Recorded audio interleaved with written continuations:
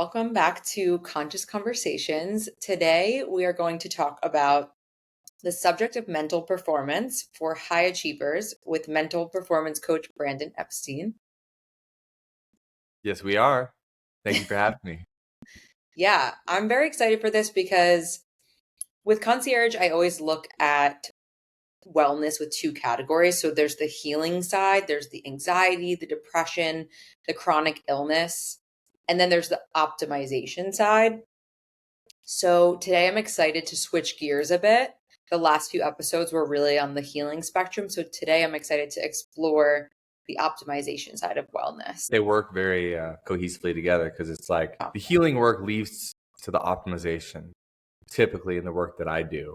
And yeah. so when people think of peak performance, they think of like, I don't know, like biohacking or like things you're adding to your routine. Oftentimes it's more addition by subtraction, but we can get into that. Mm, yeah.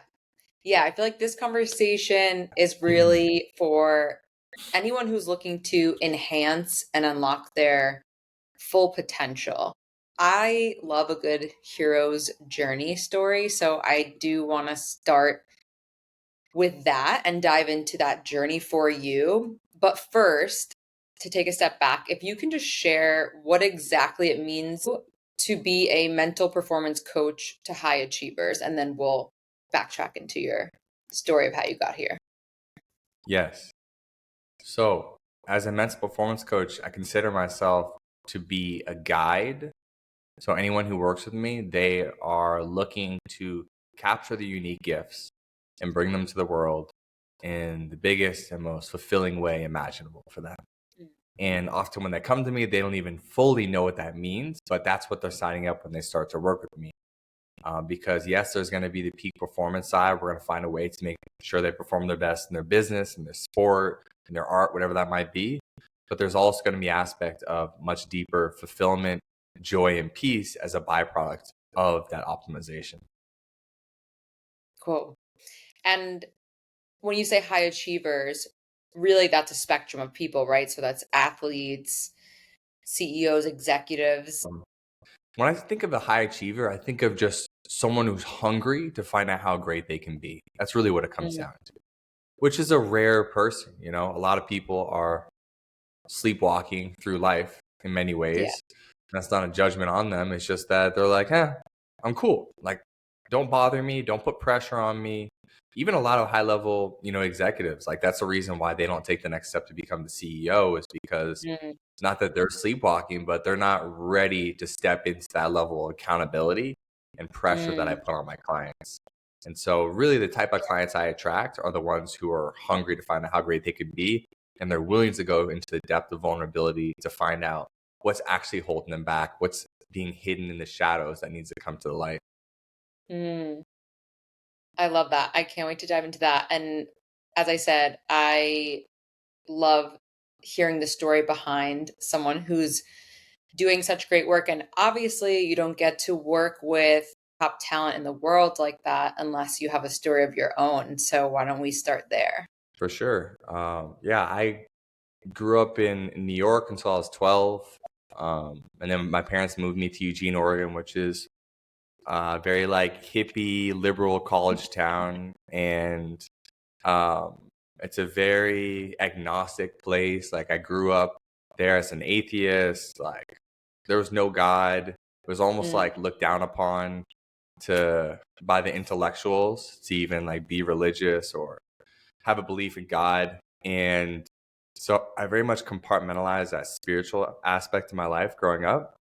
And I just was focused on the things that most kids are focused on, their friends, having success in school. And I was a decent student, solid like B plus student.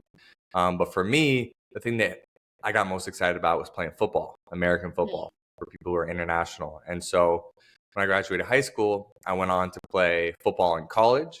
And when I arrived in college, I just assumed it'd be like high school, right? Of course, they're going to put me right on the field. I mean, I got there and expect to get on the field, and that's not what happened. So I had to do all the hard stuff that anyone would have to do if they played a Division I sport, but I was playing Division III. So I would have to go to all these practices and training and weight sessions and just all of this these things that made up pretty much like a full-time job outside of school, except I Yeah. wasn't even getting to play in the games.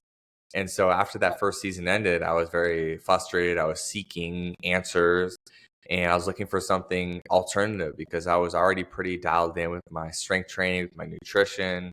Like I was Mhm. kind of a nerd for that stuff earlier on. So I was like, what else can I do? And so that brought me into a supplement shop when I went back home during that winter break of that year.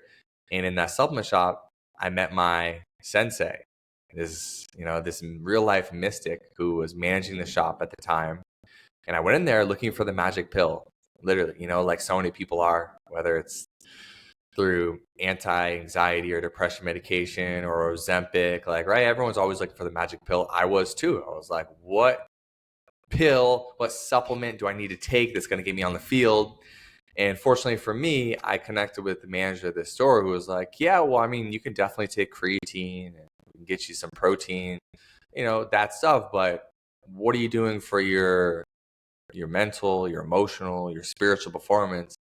And I just like looked at him like he had three heads. I was like, what do you mean? Like, what could I do? Like, what are you talking about? That wasn't something that was discussed at all on Mhm. my football team. That wasn't something that I'd ever even heard of, that like that's something that you could train to actually try to get better. It just wasn't even talked about. And so long story short, he started training me in some of the mental, emotional, spiritual aspects of human performance. And so he taught me a lot of things. I hired him actually as my mentor, and he taught me about how the energy system works, from how the meridians run through the body to the chakra system, and how I can conjure energy to make me more powerful or to help heal. He taught me about meditation. He taught me how to do hypnosis. He taught me about neuro linguistic programming. He just gave me so many master classes in how to improve my performance through these different modalities that had to do with my mind, body, and spirit. And so I went back after learning all these tools for the next 6 months, and I had an incredible season playing football, physical in the field. I won a starting job. I was standout leading team in tackles on a couple of games, player of the game for one of them, and really achieved everything I wanted to do physically. But what captured my heart more than anything else was that I learned that these same techniques that I was using to destroy my opponent on the football field could be used to heal. And so word made its round. Word was made around my football team that I had these healing abilities, and so my teammates were coming to me to be healed, and I had learned how to work with the energy in the way that I could take away some of their pain. And so people would come to me before the game and actually worked hand in hand with our athletic trainer. She was an open-minded woman. My coaches weren't as much. They were like, Epstein's a fucking weirdo. Um, but the athletic trainer was very open-minded and probably wasn't That's great for so me, great. 18 years old, but she called me the guru because of what I was able to do. Yeah. And do you mean heal physically or heal like emotionally, like they were in pain, suffering, or Physically. like physically? Oh Yeah, wow. yeah, yeah. Yeah, yeah. Wow. I would heal them with my hands and just the different energy techniques that I have that I still do to this day. Most of my work is done using different modalities, but I still have these abilities. So when I get to work with clients firsthand, I get to do those as well. But back then, it was only that. It was really Mhm. I I learned that I could use these different techniques, these energy healing techniques to take guys' pain away. So they would work with me before they went on the field, and I was a human ibuprofen essentially. I would like take away their pain. So someone might be listening to this and going like, "That's not possible. I don't believe in that." I mean, Mhm. whatever. It doesn't really matter. But this is Yeah. my hero's journey story that you asked for. And so Yeah. so Uh, I just fell in love with these unique gifts I had to heal people, and I ended up becoming more obsessed with that than I was even playing football, because I wasn't actually that good at football. Like there's a reason I was playing Division 3 and not Division 1. It was yeah. because like I wasn't naturally gifted physically, but with the Mhm. healing abilities, I was naturally gifted. It was like it came to me, Mhm. even though I practiced it a lot and I became obsessed with it, it came to me rather easily. And so I was like, yeah, this is what I'm going to do with my life. And so at 19 Mhm. years old, I knew exactly what I was going Wow. to do with the rest of my life. I didn't really know what that looked like. I'd never met anyone who had a job being a mystical healer, but yeah, I figured it out along the way, and now I do it for a full-time living.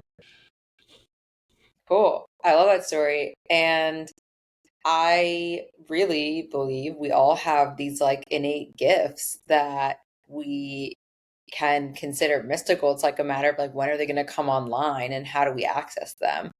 Is that something you work with your Yeah. clients on? That's this concept of like we all have gifts.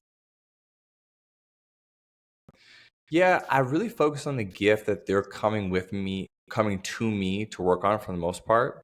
Like I Hmm. have a few people who I train as coaches under me. Hmm. And so when those people come to me and they want to activate those types of gifts, I do take on students in that way. But most of my clients, they're NFL players or MLB players or UFC fighters or top CEOs.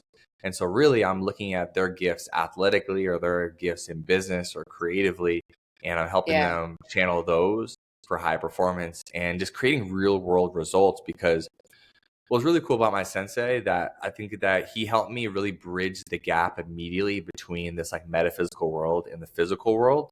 And I Yeah. think that's where a lot of people get turned off from this type of healing work, is they're like, yeah, but how am I going to use that in my day job? And so he really taught me how to produce results. Like I said, I use these techniques. I went from riding the bench to becoming a starter on the football team and being dominant in my position. Like, boom, real world results. So when a professional athlete comes to me to work together, I'm like, we're going to get you better. You're going to have a better season. We're going to get you a bigger contract. You're going to make more money because we work together. Same thing goes with the executives and CEOs, because it all does transfer into the physical world. You just have to be someone who can be that bridge for them. Yeah. Absolutely. And what do you, in terms of like any common denominators with high achievers, do you see very common mental blocks or mental challenges that they are all experiencing? Absolutely. Yeah. It's like the same thing on repeat over and over. Honestly, there's fear in general. I believe that if fear was like, if the devil is real, it would just be in your fear. Mhm. I I just believe that fear is the number one thing that holds everyone back from achieving their full potential, from harnessing their unique gifts and bringing them into the world. And so fear shows up in so many different ways. It's the fear of judgment. That's a huge Mm. one, especially with some of my clients who are in the public eye, is yeah, the Mhm. fear of just like fans, coaches, teammates, management, media, social media talking about them, right? That's a huge one. Fear of Yeah. judgment. Um, there's the fears around perfectionism, fear of not being perfect and getting caught up in the anxiety of that. There's the fear of the future, of will this happen? Will this not happen? What's going to happen? Just the getting caught up in those fears of not letting go and just being able to be present. Um, there's fears of not being enough, right? That's a universal Mm. human one, not being worthy or not feeling like deserving. Um, There's the fears of letting other people down, right? If you got to a certain level of success and you did it motivated by wanting to achieve something for your family, or just to make sure that, Yeah. yeah, other people that you care about are going to be safe, the fear of letting those people down. So fear is Mm. definitely the common denominator, but then it shows up through all these subconscious beliefs that create your specific story about fear, to where it feels very personal. But it's really Mm. interesting. I'm actually working on my next book right now, and it really comes down to these handful of fears that people have that hold them back, and everyone just has their own way of telling the story. But I could take I can almost like run a script and bring it to any of my clients, and I'll run through these different fears, and one of them is going to go, "Oh my God, how do you know exactly what I'm going through right now?" And I'll be like, "I don't. This is what everyone's going through." So Yeah. it's kind of like I'm throwing a dart at a board, I'm going to hit one of them.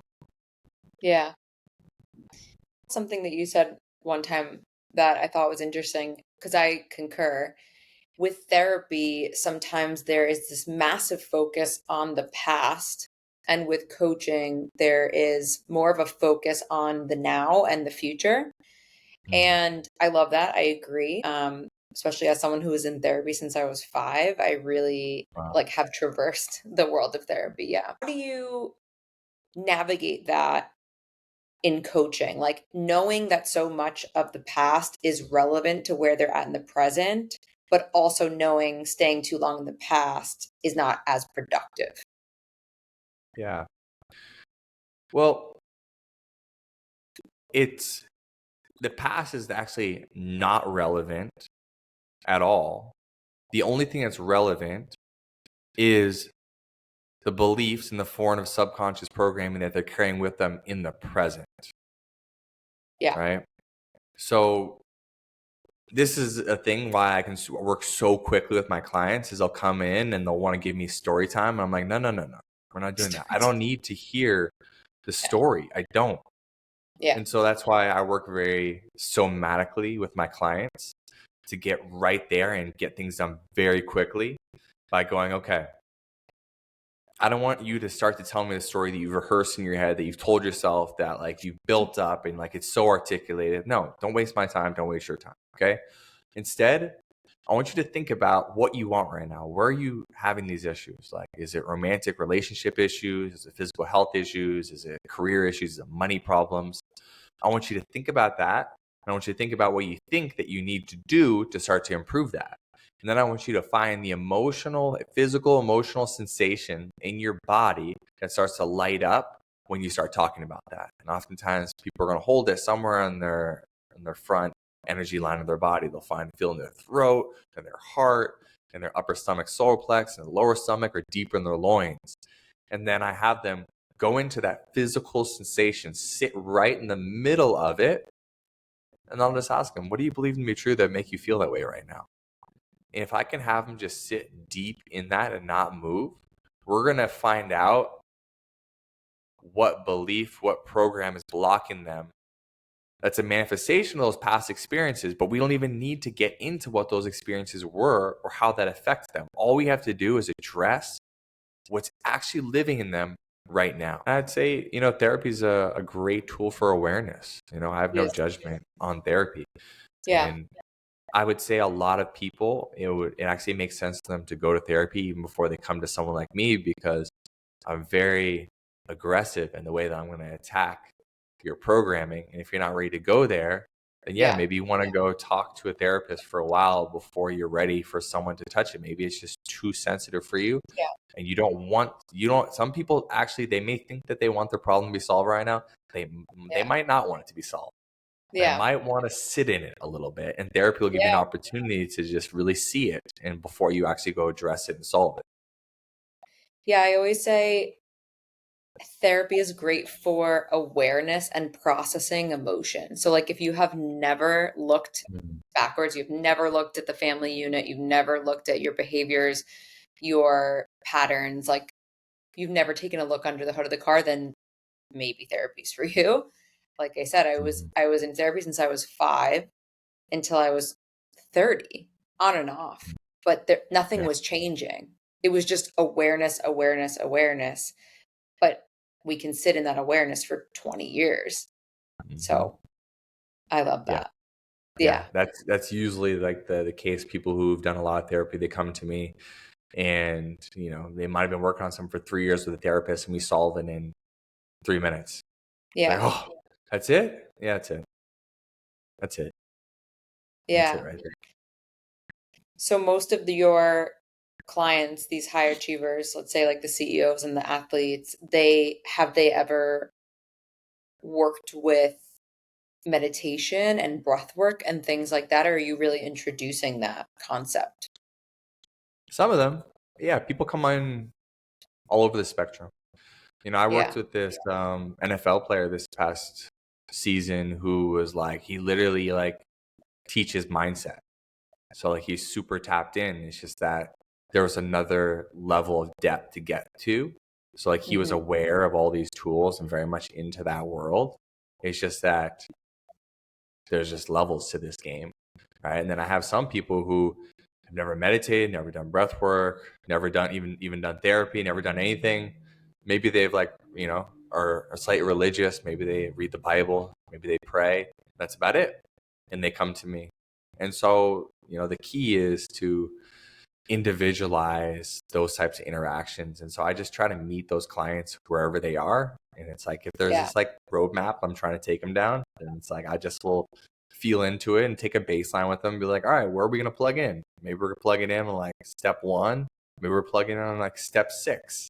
And so it's just down to the individual, and depending on the skills that they have, kind of can cater even the homework and the training that I'll give to them. Because if they've never meditated before or done anything like that, then like I need to start at like step 0 of, yeah, Yeah. do you know what emotion is? Yeah. Do you know how to feel your feelings? And it's not a judgment on them. A lot of people just don't even know how to feel their feelings. Yeah. And so we have to start there. Yeah. So meditation is one of the modalities that you use with clients. And I feel meditation sometimes can have a different meaning to different people, right? So some people believe meditation is just simply the act of observing. Some people believe it's quieting the mind. Some people explain it as, observing that you are separate from the mind. How do you explain the power of meditation, and how do you incorporate it with clients for mental performance? Yeah. I guess I would think about like, I wouldn't even call it like one thing meditation. I think of like a toolbox of meditations. And then you open up the toolbox and you pull out the one that's specific for the situation that you're in. Right. So I'll give some examples. I was working with one of my clients. He's a professional golfer. So like for him, it's like we open up the toolbox and we're going to do visualization. And we're going to visualize this tournament coming up. And that's a specific type of meditation where it's like a mental rehearsal where he's imagining he's in this situation and he's experiencing it through all of his senses. And he's basically doing a mental rehearsal. So when he gets there, he feels like he's been there before and his confidence is higher. He has higher levels of belief and just feels more ready to compete. So that's one type of meditation that we can pull out of the toolbox. Mhm. There's so many though, right? Yeah. And so there is a simple meditation of mindfulness meditation where you're just going to observe the thoughts in your mind. And that's one that's really good for awareness, right? If someone's like, hey, how are you doing? Well, okay, let's just do some mindfulness awareness and let's just sit into our present moment experience and let's observe what comes up. Let's observe our feelings. Let's observe our thoughts. Let's just observe and get into a place of awareness. Then we have focusing types of meditation, right? Where we actually want to focus our mind intentionally on things. Maybe we're focusing on gratitude, right? And we would just want to put ourselves into that emotional frequency of gratitude. So we're just thinking with our focus about all the things we're grateful for. So like I have a YouTube channel. I have like I think like 130 guided meditations on there because there's so many different types that you can do. But if I were to like put an umbrella over it, I would say meditation is just a mental tool to improve the way that you feel and the way you're going to perform. I love that. Yeah, I guess it's definitely. I'm sure there's like some like official definition for it, There's so many. but No, it's it just was a great explanation. It was a great explanation because there's like Christian and I talk about this a lot, but there's like the Dr. Joe meditations where like you are literally like changing your brain chemistry. yeah. Or there's like he'll lay in the morning and he'll be like, I'm meditating. And I'm like, are you meditating? You're just relaxing, like calming the mind. Like there's so many different Hmm. versions of meditation. So I think you explained it perfectly. Yeah, definitely. Yeah. It's so fun. There's so much stuff you can do. You have male and female clients, yeah? Yep. Yep. Do you feel there's a difference in the roadblocks that happen mentally when trying to go from, SVP to CFO, or from, not playing in the game to playing in the game? Like, do you feel there's a difference, or do you still feel it's that general fear or limiting beliefs? Mm. I would say that a consistent theme that I see is that women can typically have a lot more awareness. They're more Mm, connected to their intuition. So they almost like know more about what needs to be done, but then they get a little bit confused and lost in bringing that actionable aspect to it of like, okay, let me just be direct and I'm going to do this, right? mm, Versus, I think oftentimes men might just do and they want to go right to that like intellectual, rational reason for doing and maybe be a little bit more disconnected with like their instincts around what they should do. And so I'll give some examples of this.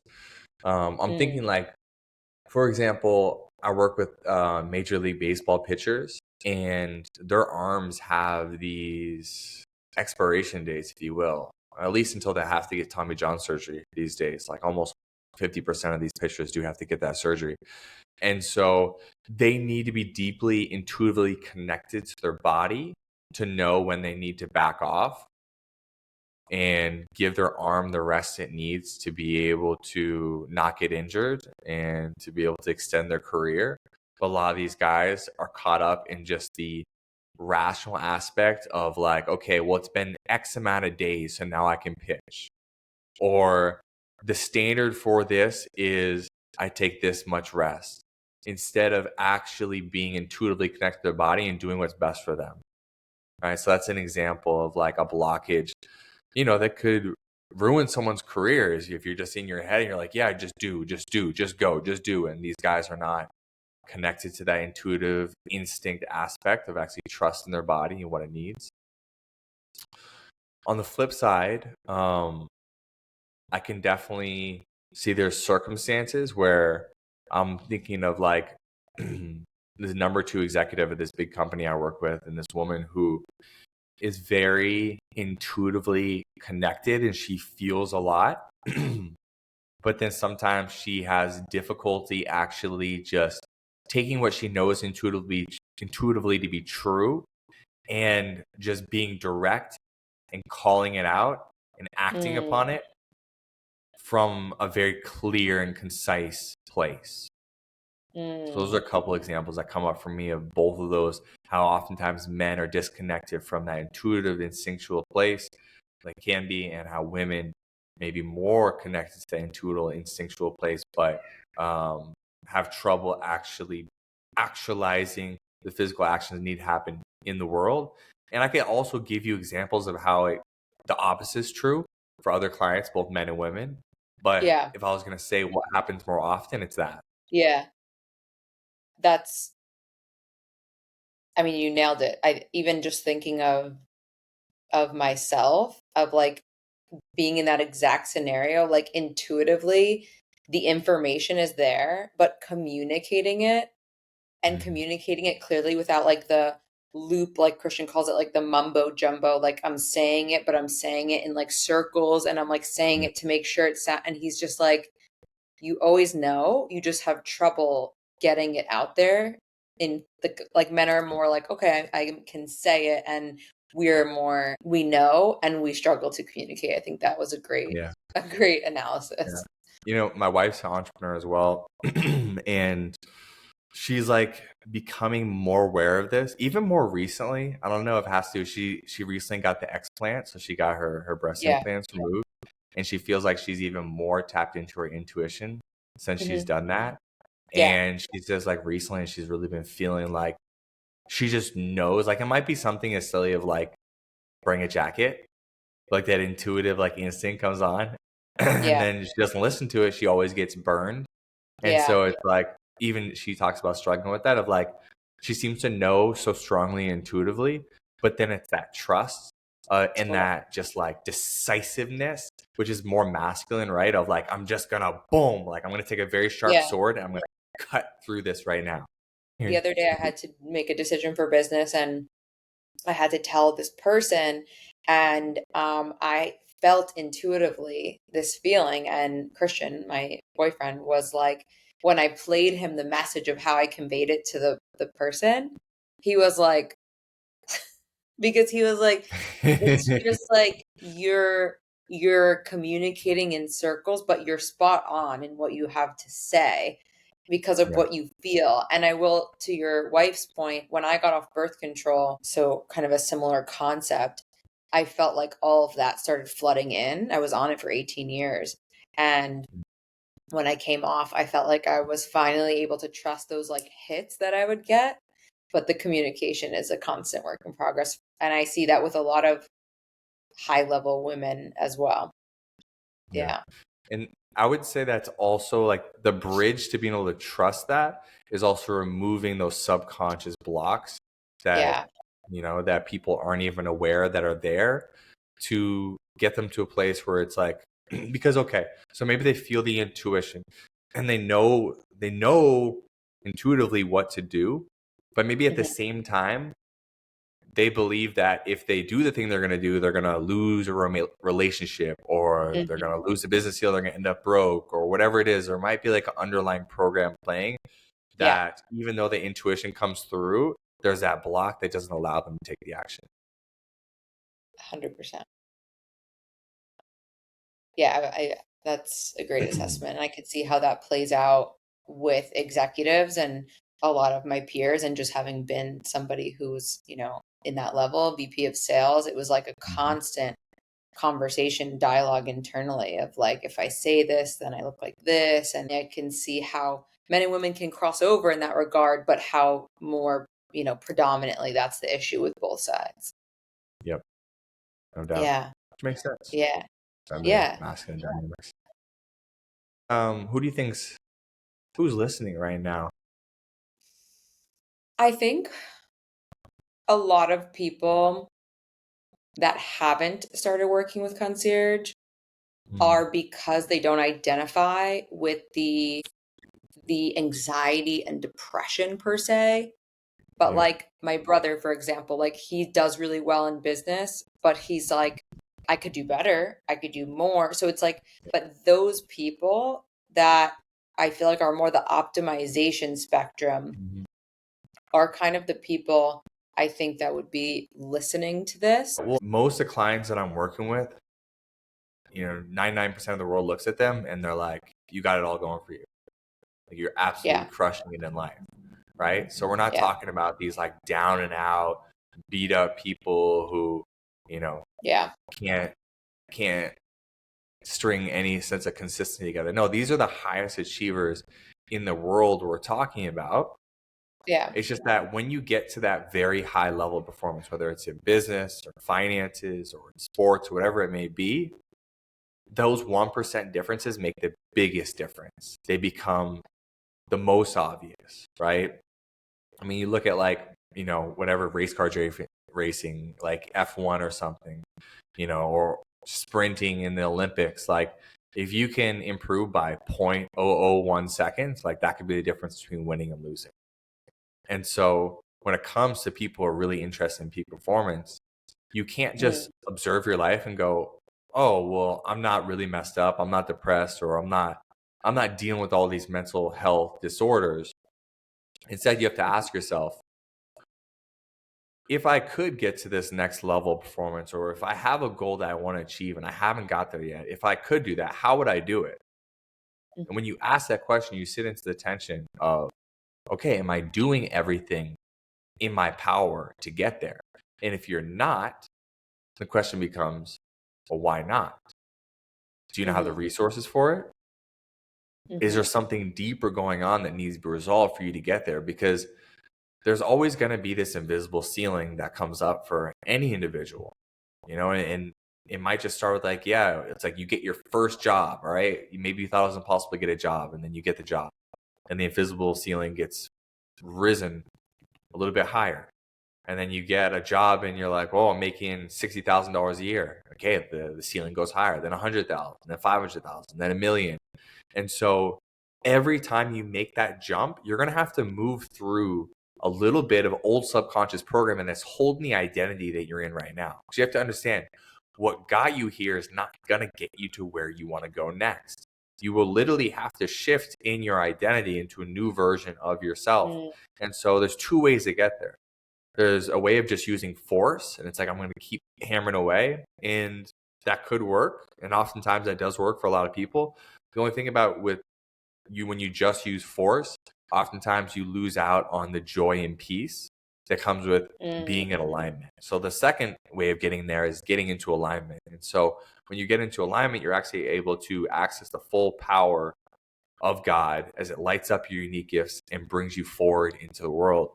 And alignment is just your beliefs about the world are in alignment with the identity that you want to hold and the behaviors that you want to follow through with and the outcomes that you want to create. And that's where you're really getting in an alignment. So anyone who may be listening to this or thinking to themselves, hey, I don't have any serious mental health disorders, like that's not what we're here for. That's not even what we're talking about. We are really talking about getting you to that next level, that goal that you set. Maybe you've had some frustration around. Maybe you're dealing with a little bit of lack of clarity, even knowing what's next. The reason why you don't know what's next or where to go next is because you are living in an identity that doesn't align with what's next. So we have to break you through that identity to get to find out even what you might want next. And so that's really what we're doing here when we get to this peak performance stuff with the highest achievers in the world. We're starting to enter the unknown. And what you don't know, you don't know. And we only find through exploration. I love what you said about you can go the route of force, but Yeah. if you go the route of force, you miss out on the peace and joy. Yeah. Absolutely. That was fire. That's such a Yeah. great point.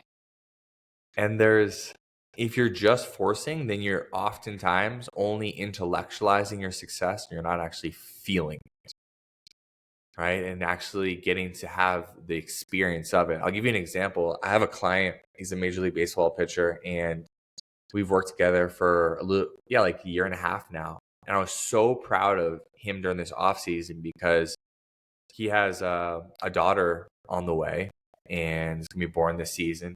And he basically had a decision of like, do I want to take a few $1,000,000 more and go to and basically move out of my house right now, disrupt the routine of my wife who's pregnant? Do I want to have to go someplace I don't really want to live? Do I have to go figure all this out? Or do the next 8 months mean so much to me that my life is worth more than those $1,000,000? And most people intellectually, if they're just running their life through this mental scoreboard, will go, oh yeah, well, you should just maximize the amount of money that you're going to get. But the truth is, whether he makes $10 million or $12 million, this dude is like, that money does nothing for him. It does nothing for him to make his life any better. So he's actually better off doing what he chose to do, which was be able to stay in his home, be able to create an incredible environment to have his child, to be able to have consistency in the routine, and to just lay out the next months of his life in a beautiful way that he knows he's going to enjoy, instead of being super chaotic. When anyone knows that when you're bringing a kid into the world, it's like the most chaotic thing you could potentially do in your life. Just it's like the death of your single self as you move into this family life. You don't want to disrupt anything else. You want as much consistency as you can in your routine. And so I was so proud of him to understand that, so he could really leverage his power in that moment and be like, you know what? I know what's most important to me. It's, yeah, playing the game I love, having success, making lots of money, but optimizing most importantly for my peace and joy. I love that. I love that too because I think I have these conversations with people a lot where especially people that are already very tapped in, like my fellow women's circle of women who are like really doing amazing things, have come from corporate, have built businesses, or are creators or leading companies. And we've all had these conversations when times are tough of like, all right, we can just go back to what worked for us when we were in our masculine, in business and in the corporate world, which is grind. Go back to that New York City mentality. Even when I started concierge, I was like, okay, there's two routes. Either I just grind again, I just grind this out and I'm like banging things out all day, banging down the doors, telling people what I'm doing, or there's another route. But I feel like that route also requires faith, Yeah, more faith. And absolutely. so that is a struggle. Yeah. Hmm. For some people. Yeah. And that route requires you, yeah, to do more of the work on yourself than on the external world. Yeah. And then just trusting it's going to come to you. It will all be attracted to you. Yeah. So when you Exactly. become the person that can hold that vision that you've set for yourself, it's going to come to you. You know, like Yeah. for me, like I always wanted to work with professional athletes. It took me, you know, really to get to where I was working with like the major sports. It took me 12 years, Yeah. 12 years. And Yeah. to become that man who could actually hold that space for those types of people. And there's a lot that Mhm. went into that. You know, I had to overcome things and achieve things in my own life to gain the experience to be able to hold that space and get into that frequency. And so I've always taken that route. I've always been like, I'm going to go within myself and everything's going to come to me, because the opposite is like, you know, I grew up in New York, so I'm a big Knicks fan. And I'm friends with the sports psychologist of the Knicks. And he's like, hey, dude, if you just go and get a secondary, like another degree, or even just go get one of these certifications, he's like, I'll put your name at the top of the resume list. And like, I could get you in here. But I'm like, Yeah. but I don't want to do that. I don't believe in the Mm. information that I would be paying for. And I would basically be making a decision out of fear. I'd be like forcing it to happen instead of just being like, no, I'm just going to be the fucking man and they're all going to come to me, which slowly, that's what's happening. It might have taken a little bit longer, but the power has brought things to me instead of having to force myself to do things I don't want to do because I don't believe in them to get that external outcome. Yeah, and I actually was gonna bring this up that you didn't mention it in your story, but what I do remember from your story from us talking, that it wasn't that sweet. Like it wasn't like you were came from a family that, was super well off or handed you this opportunity. Like you struggled and you went through debt and really had to build yourself to where you're at. So I mean, that is a huge testament to you. And I think to the journey, a lot of people I've been hearing in this space, a lot of people feel like people didn't have to work that hard to get to where they're at, and that people Yeah. are just like overnight coaches and they're overnight guiding people. But your story is not that. Yeah, I think that's why probably I couldn't get those clients when I was 22, 23, 24, 25, Totally. 26 years old. Didn't have the life experience, Totally. nor necessarily like the skill. And maybe I definitely had like things to offer and I could have Hmm. improved. Like even at those ages, I definitely could have improved the lives of the clients I'm working with right now. Yeah. But I didn't have the life experience and the capacity to hold. And I think it's like holistically, the life that I've created, I think about being able to have the life experience to help any of my clients or anything, right? Like I have a couple kids. So you can't come to me and tell me you can't do X, Y, or Z because you have kids, because like I'm living that Hmm. experience as well. Yeah. So now I know what that's like. You can't come to me and tell me that, you know, you can't make something happen in business or finances for XYZ reason, because I've been $80,000 in debt. I've had like multiple failed businesses before I had my first seven-figure business. Like I think, yeah, to a certain degree, you kind of need to live some of these experiences to be able to have the capacity So true. to meet people where they're at. Yeah.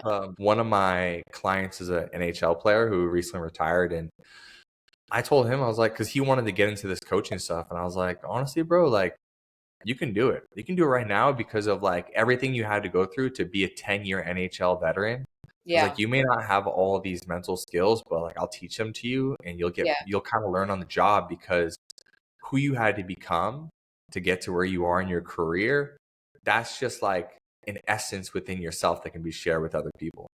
Yeah. That is a great point about the capacity. And I feel, yeah, like when we step into these roles of service or to guide people or to coach or teach people, the universe will shapeshift and give you like the learnings it needs to for you to be a person that can hold that space. Like, I don't believe there's like a cheat code on that. And as soon as I stepped into concierge, actually, like, it was almost like everything at once kept coming my way. And Mhm. I remember calling Alan. I was like, yo, I'm fucking done with this.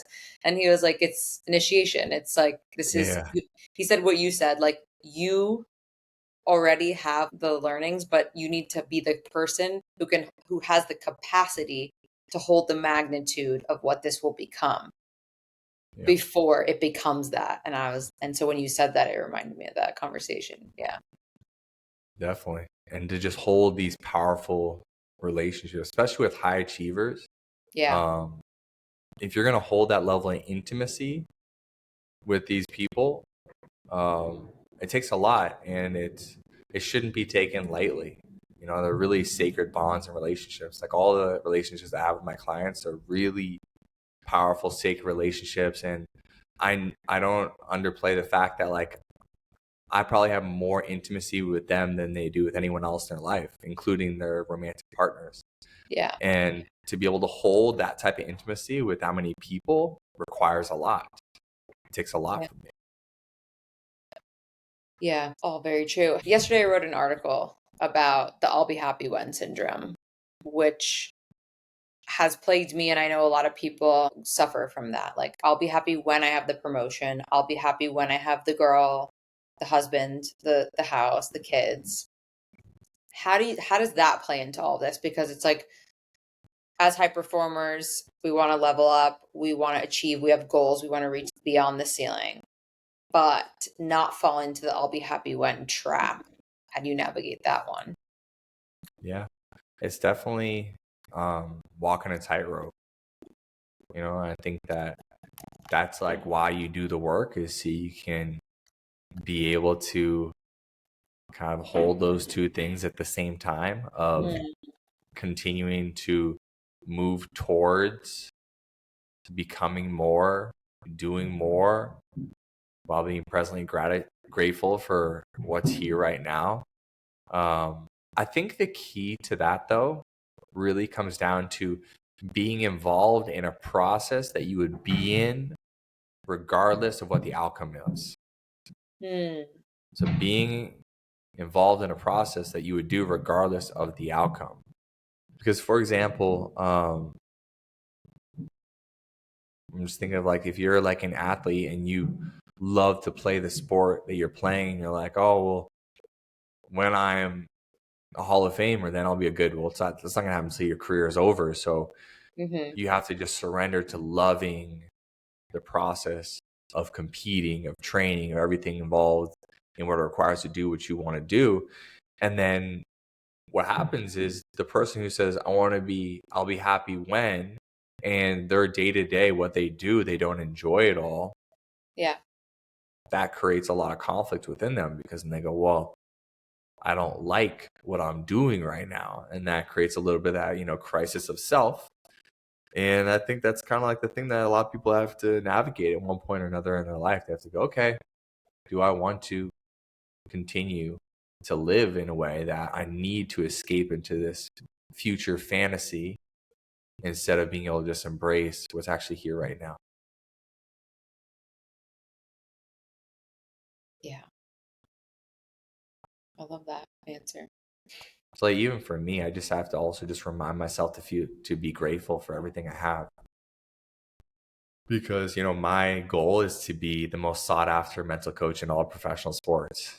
And I believe I will be there, but I'm really early on this journey still. And I have to go, Yeah. dude, look at your clients that you get to work with right now. This is incredible. Like I might not be on ESPN being talked about of like, every time someone has a meltdown being like, they should call Brandon quite yet. But what I get to do on a daily basis, the clients I work with, it's a dream come true. And so I think even when you're living it, you just have to continue to come back to the process and the gratitude of it. Yeah. No, I think that's so important. I love that. Good. Awesome. Well, I gotta go do kids things. Gymnastics practice.